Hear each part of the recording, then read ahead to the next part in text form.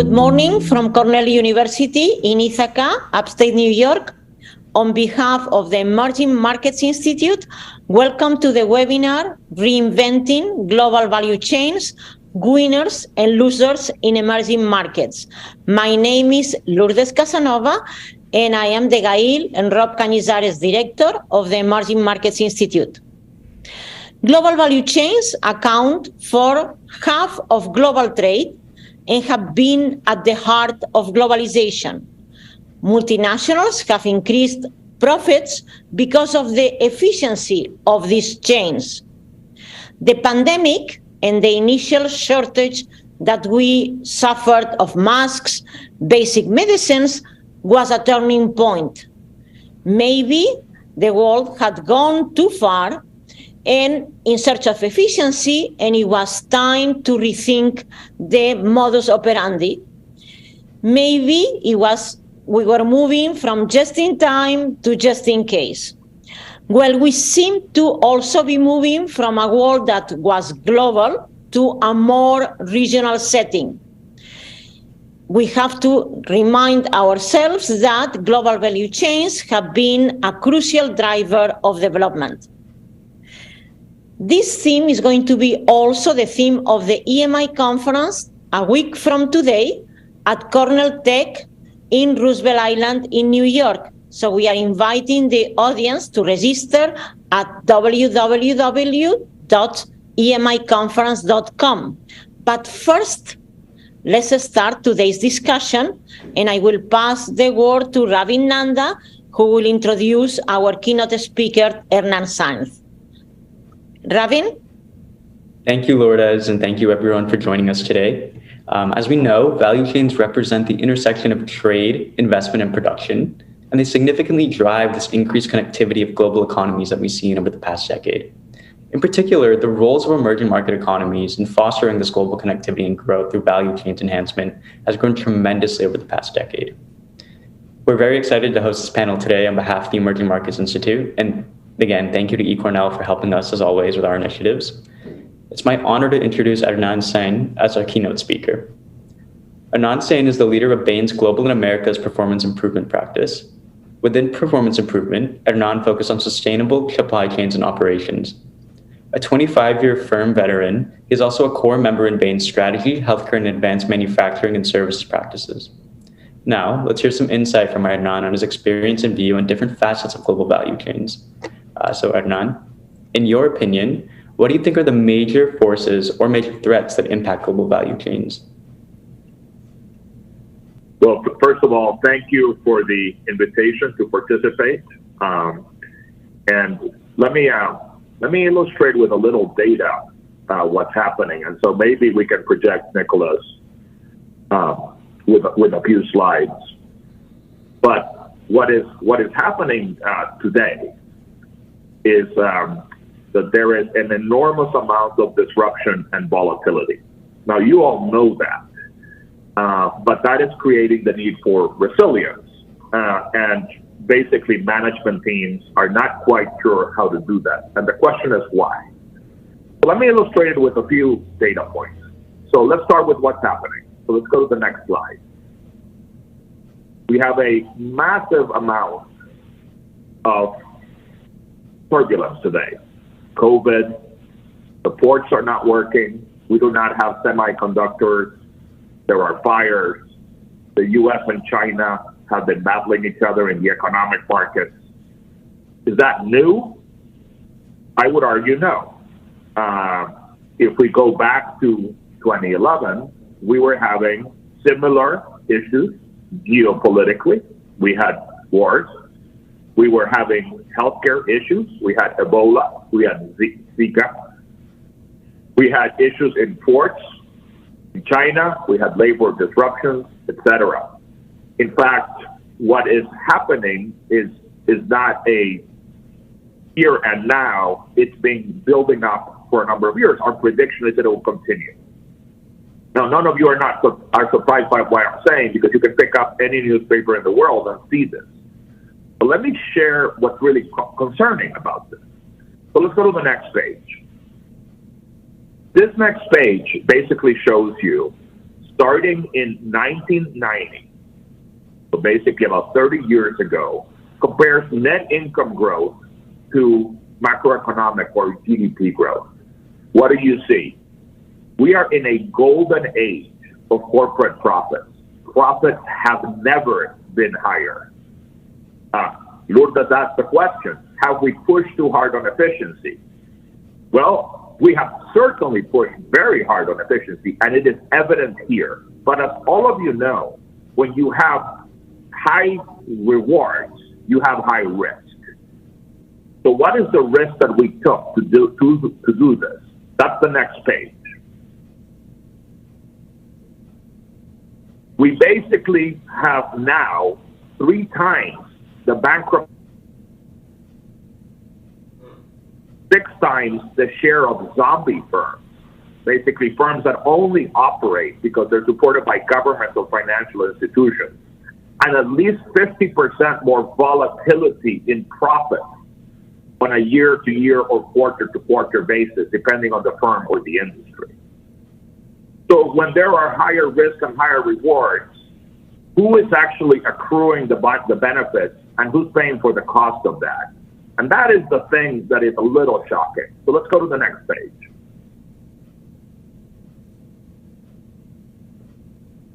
Essentially what we have done, and this is the US market, is we have privatized rewards and we have nationalized risks. So when the companies do well, those rewards go to stockholders. But when the risks go in the downside direction, then the US has been bailing out industries, whether it's the savings and loans, whether it's the 2008 interventions or the interventions of 2020. In fact, since 2008, government bailouts equate to 1/5 of corporate profit. And if you use quantitative easing, it's 50%. This is unsustainable.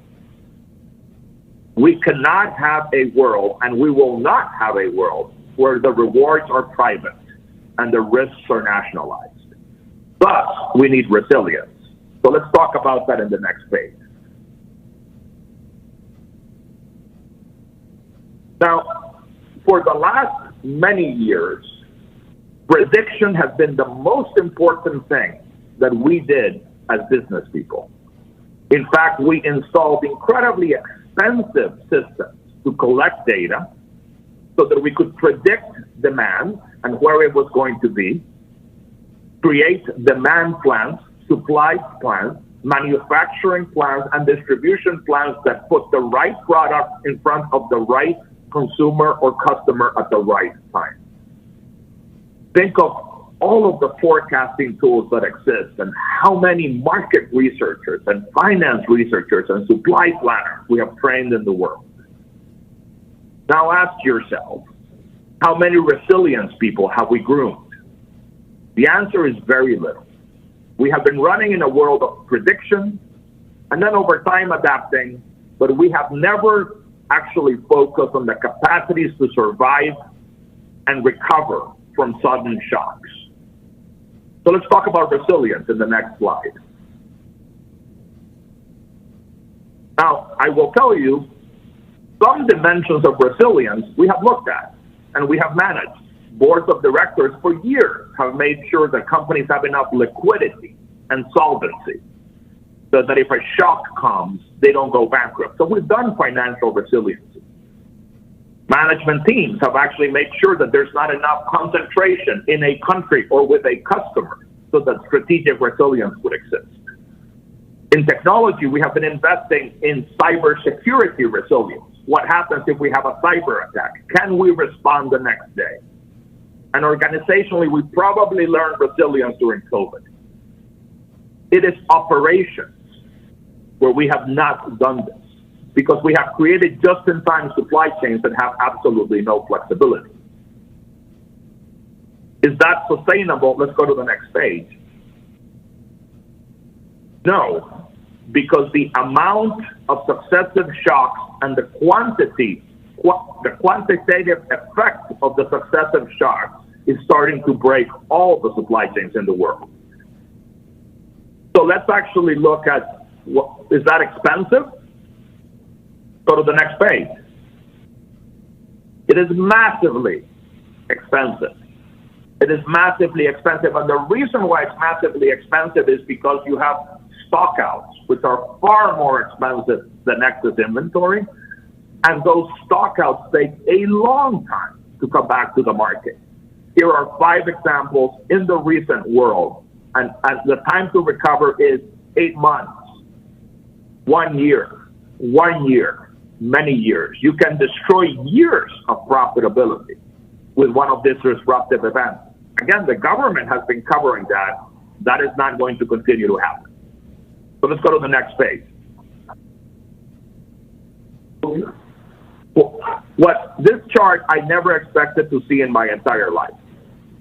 It is a chart that says that supply chain teams in the world today are less focused on reducing costs, less focused on improving customer service, and even less focused on being able to deliver with speed. Why would they say that? Well, because cost, customer service, and speed are irrelevant if you don't have business continuity. So there has been a dramatic shift into adding flexibility to value chain. Now, why is it so hard? And I'll show you 2 more slides and then we'll discuss all of these topics. Let's go to the next slide. What's so hard is that there is no such thing as absolute resiliency. Why? Because, first of all, you have to do it across an entire massive value chain. And so even if you nail 1 or 2 or 3 of the nodes, there are so many other nodes in play. And so you have to build resiliency across an entire value chain. The product portfolio, the planning operation, the supply operation, the conversion operation, the logistics operation. And let's go to the next page.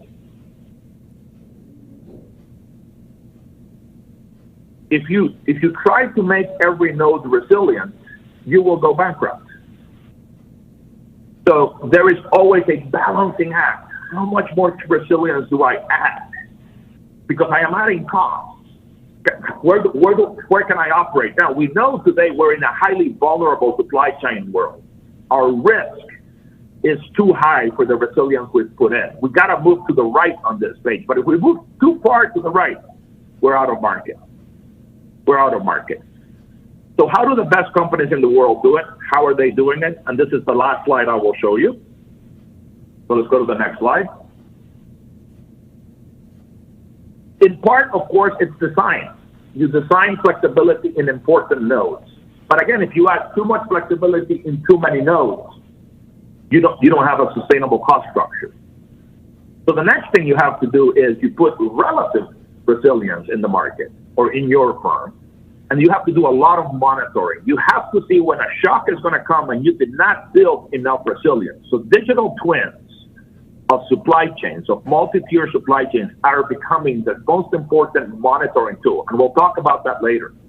And the last thing is you have to have a response capability, meaning some shocks will hit you. The question is, does it take you 2 months to recover, 2 days to recover, or 2 years? Let me stop there so that we can discuss this balance between turbulence and resilience. And we can take the slides off. Thank you. Thank you so much, Hernan. Looking forward to discussing this more in a few minutes. I'd like to also introduce into the conversation Dr. Miroux, who is a faculty fellow at the Emerging Markets Institute at Cornell. She has over 30 years of experience in international trade and finance at the United Nations Conference on Trade and Development, where she is specialized in issues related to developing country debt, foreign direct investment in transnational corporations, and tech and innovation policies. So, Anne, I would like to ask you what you think about how can the reconfiguration of global value chains impact emerging economies specifically, and are there any specific emerging economies that are winning or losing with regards to global value chains? Thank you very much, Mihika, and it's a pleasure to be here. To answer your question, I will just go back to what Lourdes said in the introduction, and she referred to the role of global value chain in development. And that's very, very important. And we are going to look at this issue of who is winning, who is losing from that point of view, what impact it has on an emerging market or developing country participation in the global value chain. And just to remind that, for instance, the World Bank in 2020 in their development report, they suggested that actually countries that are more integrated in the global value chain, they boost their income and they reduce poverty. And there is indeed a correlation between openness and poverty reduction. I wanted to enter into, there is a whole debate of where you situate yourself in the global value chain, because that would take us another webinar, but that's the key point. So we look at who is winning and losing from the aspect of participating in global value chain. The other point I wanted also to refer to is the forces, to try to see how it is going to impact. The forces who apply on or weight on a global value chain. There is, the three forces that you had pre-pandemic, which were basically technology development, impact global value chain configuration, the policies, protectionist winds of the past 5 years, substantial protectionist wind, and also the sustainability imperative, which is coming into the picture. And then we had these two major crises, which exacerbated some of the trends. The COVID crisis, which is a supply shock, and the war in Ukraine, which in my view, through energy is bringing back transport and physical distance in the equation. So all this is basically going to affect emerging economies and I would say also developing countries in a different way. And the reconfiguration, basically the main types, it was reshoring, and that was already mentioned by Hernan, and then the diversification. I'm quite happy to see that actually he's going to he emphasized that point. And then the nearshoring, because the diversification is actually the one which has been perhaps the selected voice by enterprises for obvious reason. You don't reshore that easily, and actually you don't diversify either. But that's the one which has been apparently more selected, and number of reports show that. But because of the transport issue and the energy parameter, it's a diversification cum reshoring, and it might have an impact on those hubs which are situated far away from the consumer markets in developed economies, for instance. So if we have all these parameters and we look at the different regions, because they all apply differently in regions. If we look, for instance, in the case of Asia, winners of reconfiguration had been, for instance, Vietnam in electronics and garments, and then you had also Bangladesh in garments. And the thing that was perhaps before this new element of transport and physical distance. And so that may change the configuration. I think this changes the whole equation, the transport and the cost of transport in the global value chain aspect. And in that respect, I'd like to just highlight the case of India, which is very interesting because it's a player perhaps in the game which can regain a major position in the region. Because one of the impact is that the regionalization that we had seen emerging in global value chain is most likely going to be even exacerbated or further developed by the two crises, and especially the last one that we are going through. Now, if we took, so that's the case of Asia, and it's really country by country. But I have quoted Bangladesh, I quoted Vietnam, and also India, but perhaps within the region. I'll come back to this regionalization aspect afterwards. Then you have the case of Africa. Africa is in a different situation. Of course, I'm talking about the continent, and I know that within the continent, you have a different position and situation. But overall, a large part of the African countries, they are part of the global value chain in the upstream. So the direct impact now is definitely going to be very different from a country which situates itself in the production and manufacturing aspect. There was a very interesting example in the slide by Hernan. He mentioned, and it refers, in my view, to the case of North Africa, and that's bringing back again the nearshoring and the transport and the distance aspect. He was mentioning, for instance, Morocco as a position, as a country which can be either an alternative or a complement in the global value chain. And I do believe that the potential for those countries in North Africa, very, very small number, maybe there is also again an opportunity. And the last case is Latin America, which just very, very quickly, they're much, perhaps I'd like to understand, they're much more, insist much more on the impact of the boost that the global value chain reconfiguration may make on regional integration, because the region is somehow suffering from a relatively poor level of integration and cooperation. And it's very interesting to see that at the World Trade Organization nowadays, for instance, Latin American countries like Brazil, you have Colombia and Chile and Peru, they are working together to enhance global value chain in agriculture and agri-food products. So it's really giving a boost. And of course, there you have the case of Mexico, which, because again of the proximity aspect and the nearshoring element, may be one of the winners of the reconfiguration. We always have to use the conditionals because the crises are such that actually we do not really know what tomorrow is being made of. But that's more or less a picture that I'd like to give about potential winners and losers. And I know prediction, and that was mentioned a moment ago, as very difficult in crisis times. Thank you so much, Anne. That was very insightful, and it was really cool to hear your perspective. Now I'm going to pass the word back to Hernan. So Hernan, how do you see global value chains evolving in the future from the perspective of sustainability, from a geographic viewpoint, considering factors like those? Very helpful. And I'll probably use some charts again. So Nicholas, if you want to load them up. The first one, you just heard an amazing description of what is happening and could happen in the world in terms of reshoring, onshoring, and nearshoring. There is definitely pressure for it, and it's coming from two places. The first one has everything to do with what we talked about before, which is disruptions. When you have disruptions, and there will be disruptions, you need to shorten distances, because that is one element that allows your supply chain to be more resilient, period. If you are closer to your suppliers, or you are closer to your markets, or hopefully you are close to both, the ability to create a resilient supply chain is much higher.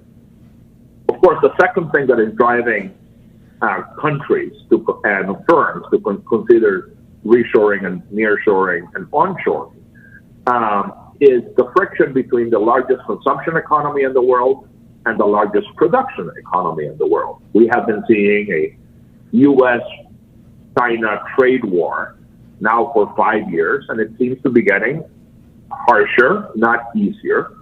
And when the largest production economy and the largest consumption economy are fighting, you have an issue.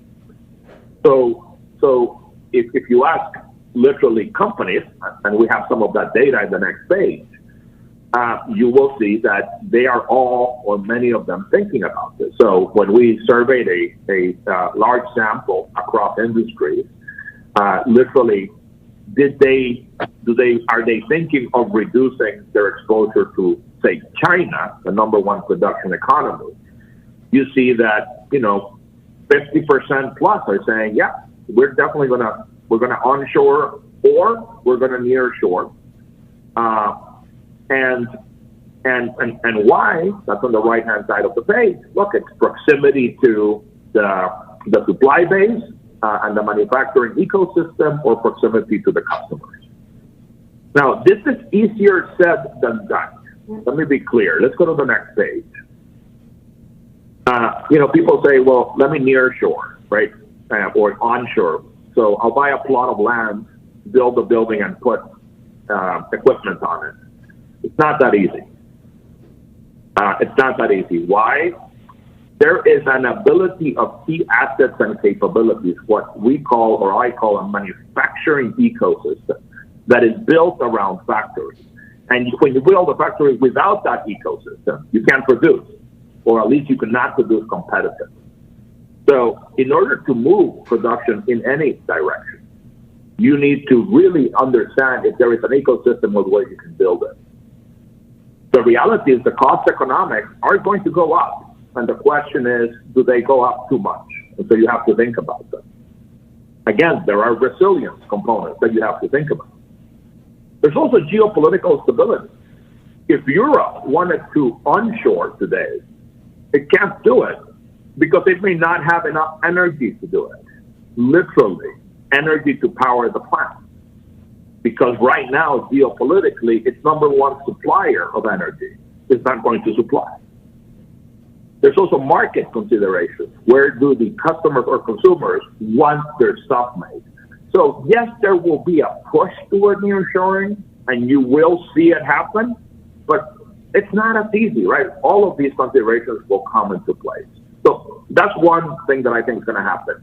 My second prediction, and that's on the next page, is that we will literally have, there's a set of forces that are changing everything about the world, right? One of them has to do with customers, right? They literally care and are willing to pay or not buy based on where the stuff is made, how it was made, what inputs it used, and in fact, what the disposal policies of companies are at the end of life use.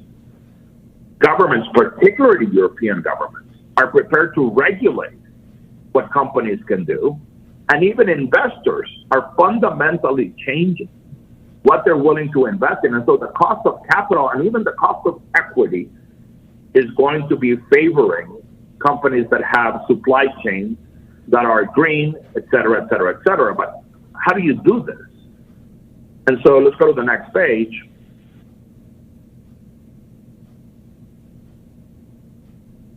My hypothesis is we are going to need better data and full traceability. Why am I saying that? Because we're moving from a world on the left where supply chains, global value chains were managed with a very simple tool called EOQ, economic order quantity, where you basically were sort of just trying to trade off cost, inventory, and service quality. All of the data was inside your organization. It was not very complicated, etc. You are now in the new world where you still need to reduce costs, reduce inventory, and improve service. But you also have to fight the Amazon effect of responsiveness, customization, and personalization, increase resilience, decarbonize, become more circular, et cetera, et cetera, et cetera. How do you operate in the world on the right, not the left? You need the data. There is no way not to have the data. In fact, here's a prediction. Now, I'm an economist, so my prediction will be wrong, but let's go to the next slide. My prediction is that companies, let's go back one. Companies that actually have traceability will operate on a completely different performance curve. Just like, digital assets became far more expensive and highly valued than analog assets. Companies that have traceable value chains will become far more valuable in markets. Why? Because they will be more resilient. They can see where the problem's going to be and fix it ahead of time. They will be able to find waste and therefore create efficiency. They will create amazing new business models. They will be able to prove to the regulators and comply, and they will be able to tell the customer and the consumer where things are. Just to give you a beautiful example of this, let's go to the next page. Imagine you ran a company that, sells coffee, and it sells coffee in capsules. And imagine that you actually had a traceable supply chain. You would be able to tell your customers and consumers where the coffee came from, whether it was ethically farmed, whether pesticides were used, how it was processed and whether chemicals were used, and what type of factory labor was involved in that, whether the capsule was recycled or not, whether it was BPA free, how much carbon is being used in moving the capsules around the world. Literally, you will know who bought the product, how did they use it, and whether they buy again. You can actually track the disposal of the assets, etc. And as you know, some companies have created extraordinary business models where people who are ethically minded save their capsules, prepare them.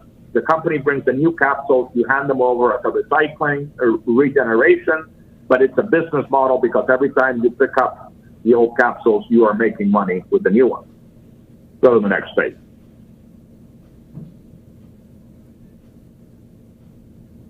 So, at this point in time, let me give you again data from a large sample.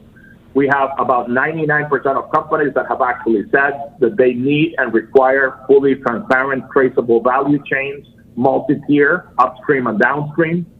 But we are nowhere close to where we need to be. 60% of companies are what I call in the red. They're still exploring proof of value. 30% have a few discrete application areas, but not scale. It's 15% of the market that is being able to deliver traceability. So the second thing that I expect is traceable supply chains will be the competitive advantage of the future. Let's go to the next slide. The last prediction is that I think we need to move and will move from a linear supply chain world, linear global value chain world, to a circular one. On the left is what we have today. We have a linear economy. As our population grows, our economy grows, and as that happens, we extract more from the earth to produce that. I believe that we need to decouple economic growth from resource consumption, from resource utilization. If we did that, we could reduce 50% of the climate impact. We could actually reduce a massive amount of the biodiversity loss. Just to give you some data, and it's on the next page.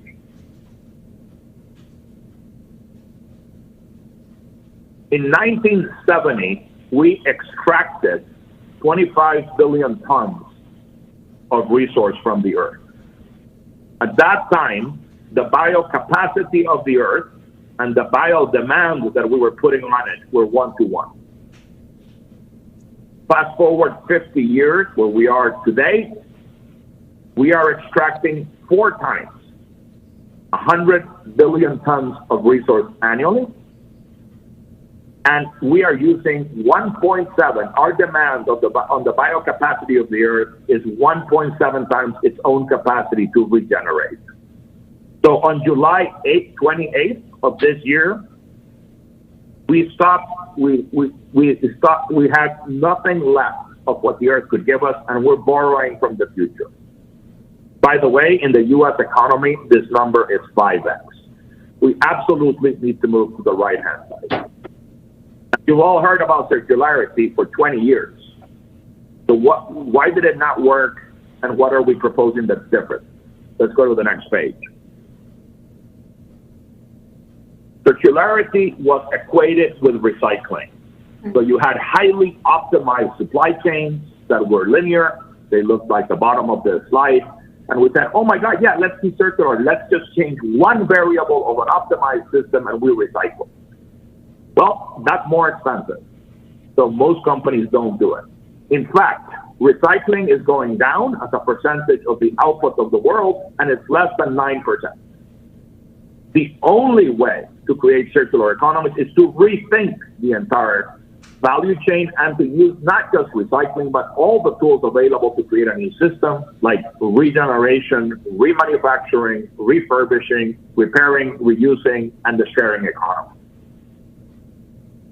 Not only do I think that we will have more resilience and help both the climate and virgin resources of the world, I think we will have massive economic growth. Let me show you 4 ways in the next slide.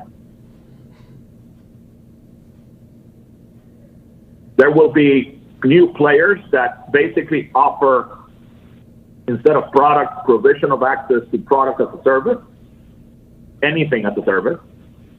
We will have circular marketplaces. In fact, the most highly valued retailer of electronics in Europe today is actually a retailer that only sells refurbished electronics. I think we will have recovery services, right? One of the big questions is what happens at the end of life and how do I avoid it from actually going into a waste pile? And we will have enabling services. Let's go to the next slide. So as you would expect, about 50% of CXOs, members of the C-level teams, are actually thinking that they will actually be dramatically increasing circularity. The big issue is they're only planning to double it, and that is incremental.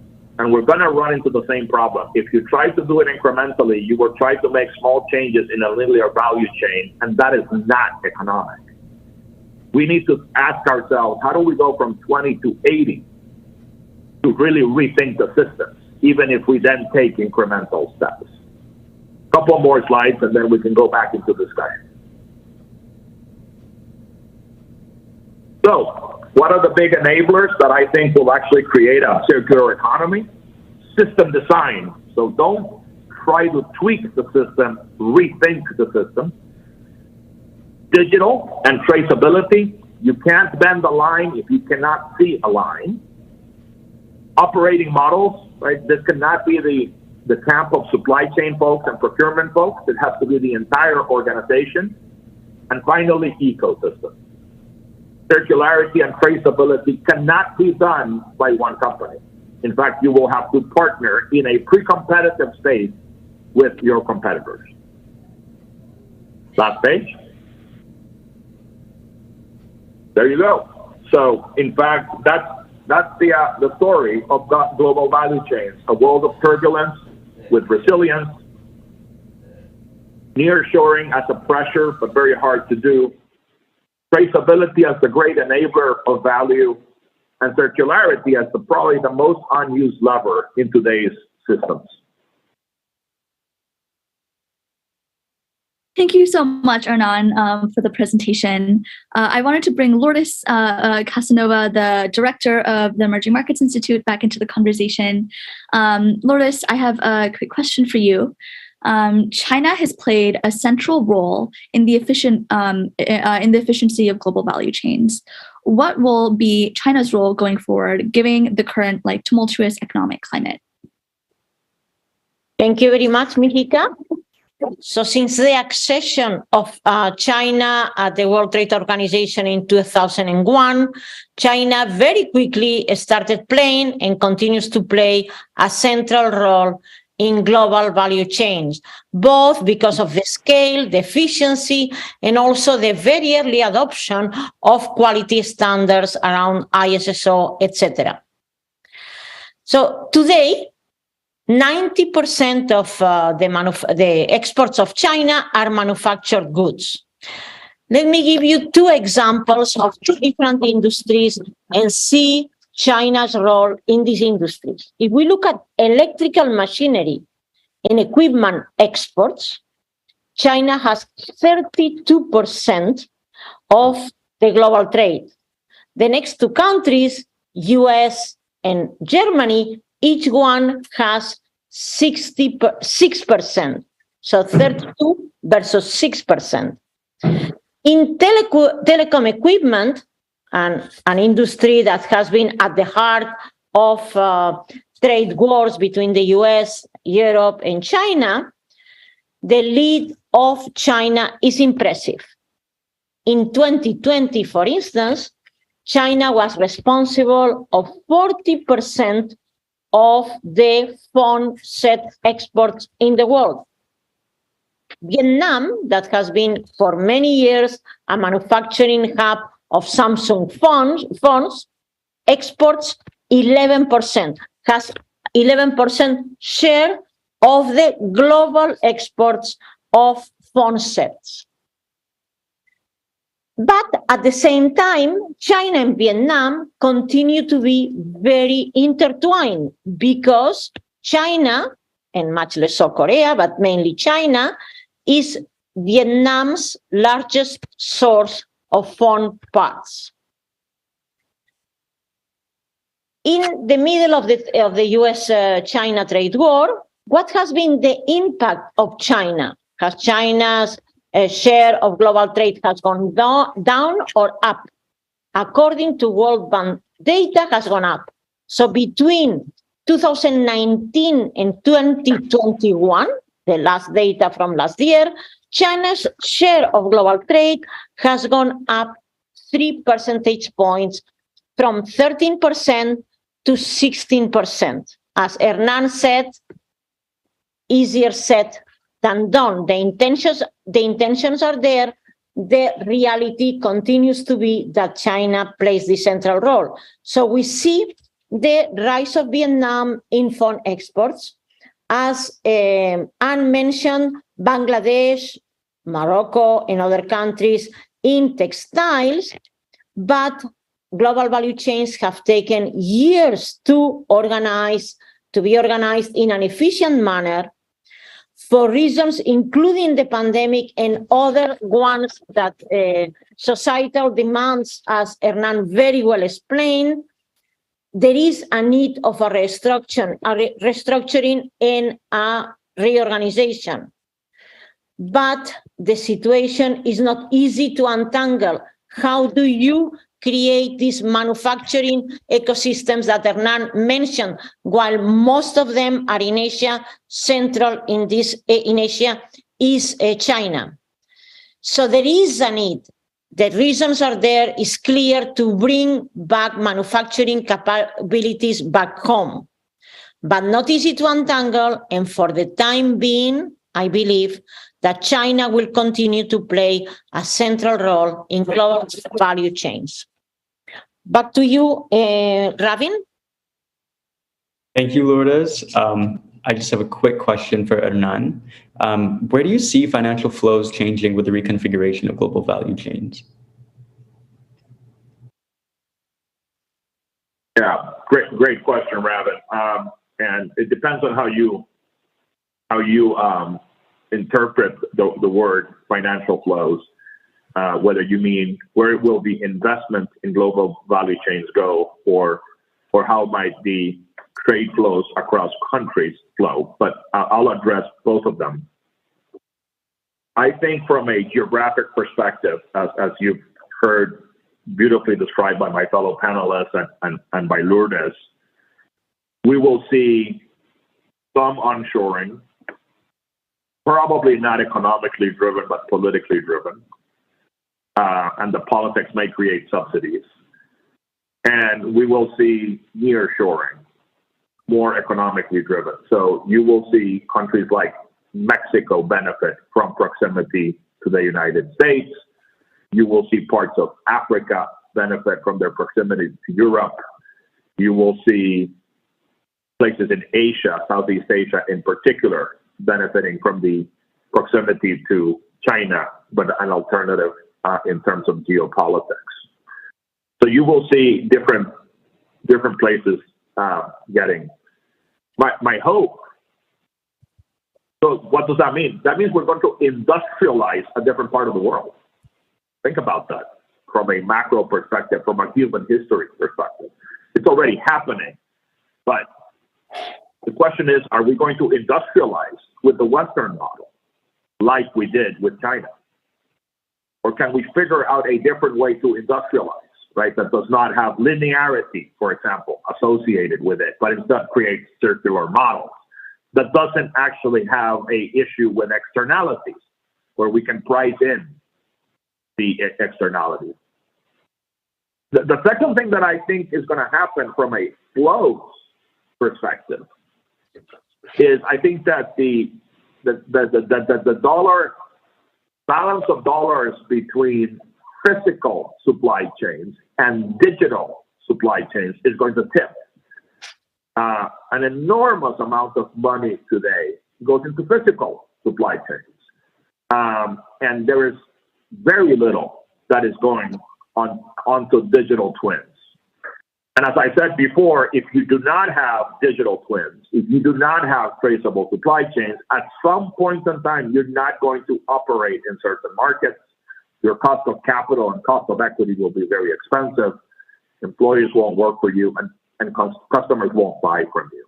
So I expect a move away from physical money, which of course still has to exist, as you have to move the product from the manufacturing to the customer, but more money going into the digital side of the equation. Thank you so much, Hernan. We're now going to transition over to some audience questions from the audience that's watching this live. So our first question is from Denise. She asks, can you comment on the challenges of supply chain issues with regard to grocery food products being exported from Africa to the US? Many of these companies are getting grants from USAID. So if you have any insight to that, then feel free to answer, or to any of our other panelists as well.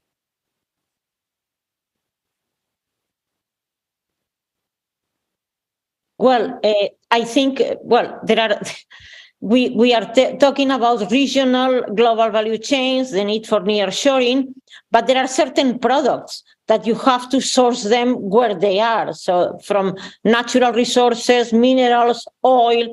If you don't have oil, India doesn't have much oil, needs to buy oil. So these value chains or these trade flows will continue to be very global, and definitely agricultural products will be global. U.S. imports agricultural products mainly from Latin America, also other ones from Africa, and this will continue for sure, because when you don't have when you need to import avocados from Mexico, or you don't have enough corn, or agricultural flows that go a lot to China as well, this will continue because you need them, and you need to import wherever they are cultivated. Thank you so much, Lourdes. The next question to any of our panelists from Dan, and he's wondering, if there's so much volatility, could we see volatility in prices in both directions with regards to inflation and deflation cycles?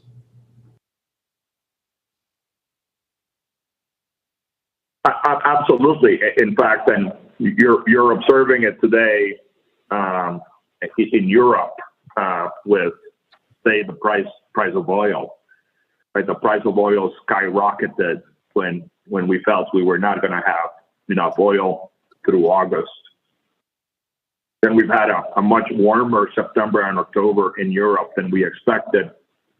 Our storage capacity is now full. The price of oil, I think a day ago, was actually negative. That's one commodity. But yes, I mean, with volatility, right? Again, your ability to predict, if you don't add resilience to your supply chains, your ability to predict is terrible, because you're assuming a just-in-time set of systems that doesn't work. And so you can have underproduction, and the underproduction will, of course, lead to price increases.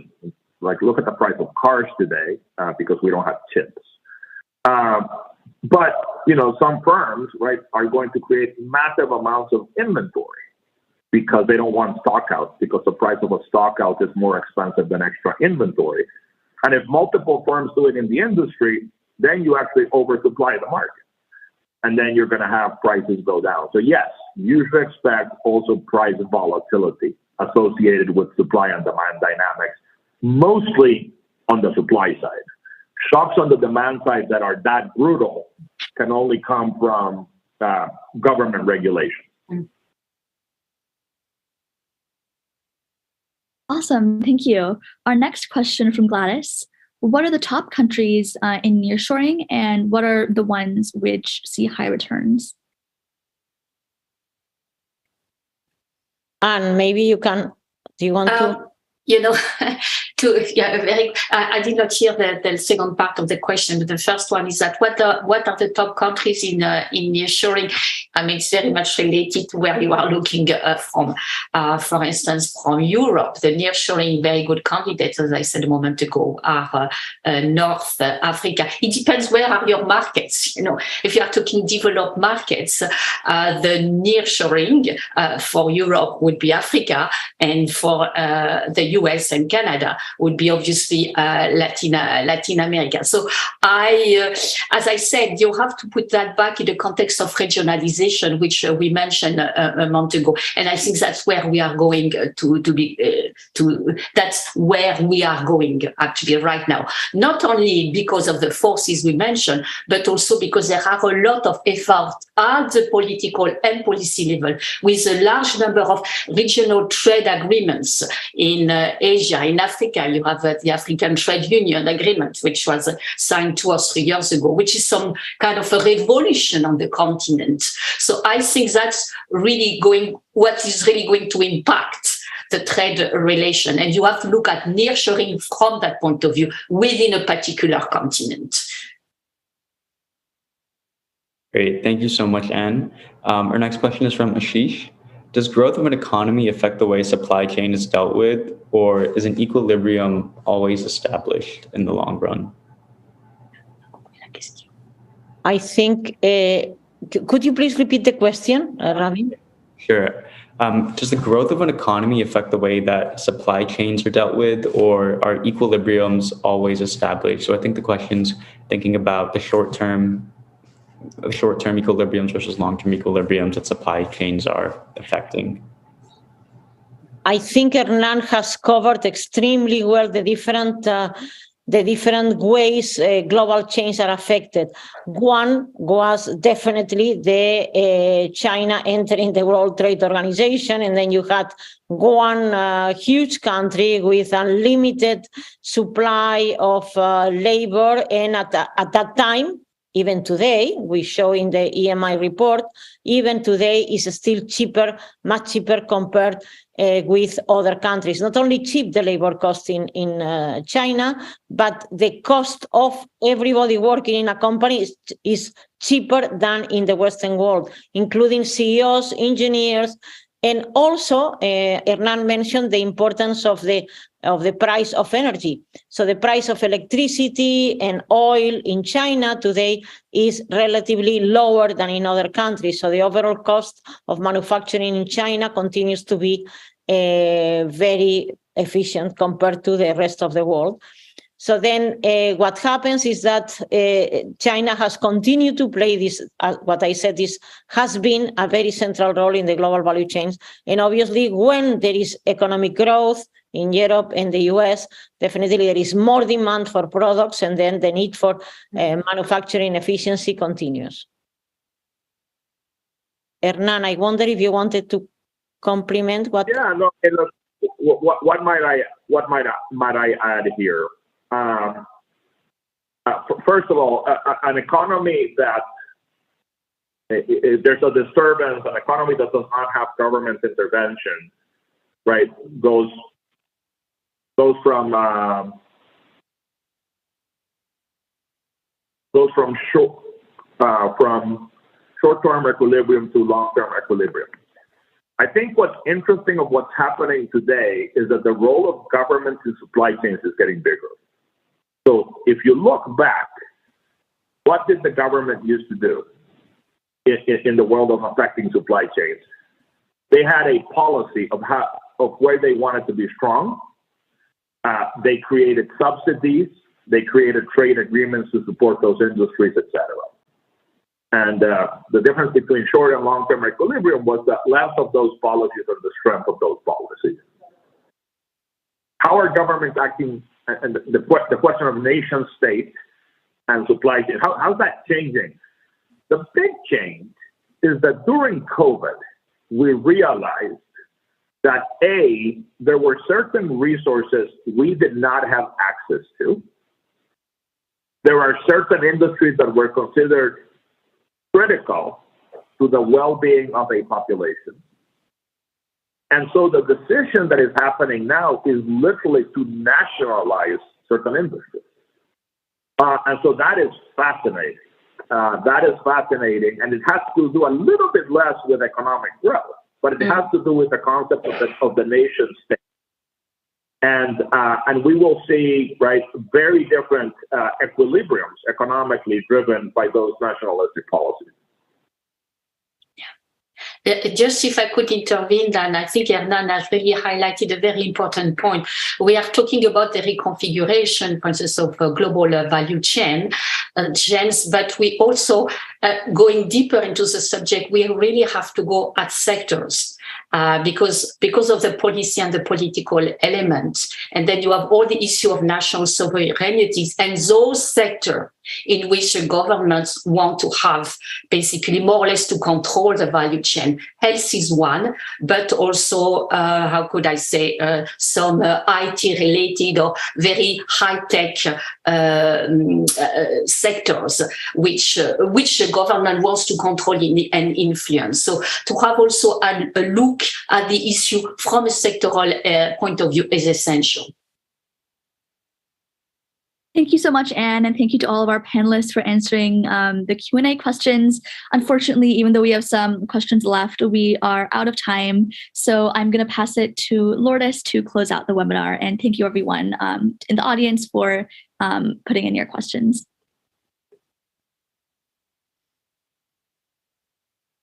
Yeah, the right moment to close with the thought that at the end of the day, governments are back in business, geopolitical issues are back in business, and that's a new moment that we live in the business world. Thank you to Ravin Nanda and Mihika Majate, both seniors at Cornell's College of Arts and Science, majoring in economics.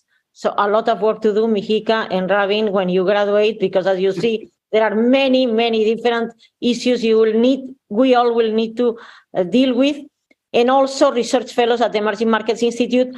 Thank you for the great insights, a great Cornellian, Hernan Saenz, the leader of Bain's Global and America's Performance Improvement Practice, and my dear colleague Anne Miroux, faculty fellow at EMI, and the eCornell team, Nicholas Phillips and Chris Tracy, and the whole team, really a tremendous, great opportunity for us to work together. We hope also that the challenges, but also the opportunities, that the reinvention of global value chains in a more sustainable way, with plenty of politics in between as well, will be also the opportunity for inclusive growth in both the West and emerging markets. And looking forward to continue the discussion during the EMI conference next Friday at Cornell Tech. And please register www.emiconference.com. Thank you all and have a great weekend. Thank you.